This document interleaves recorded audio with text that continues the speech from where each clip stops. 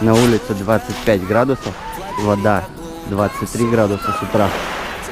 Жаришка. Привет всем из Адлера.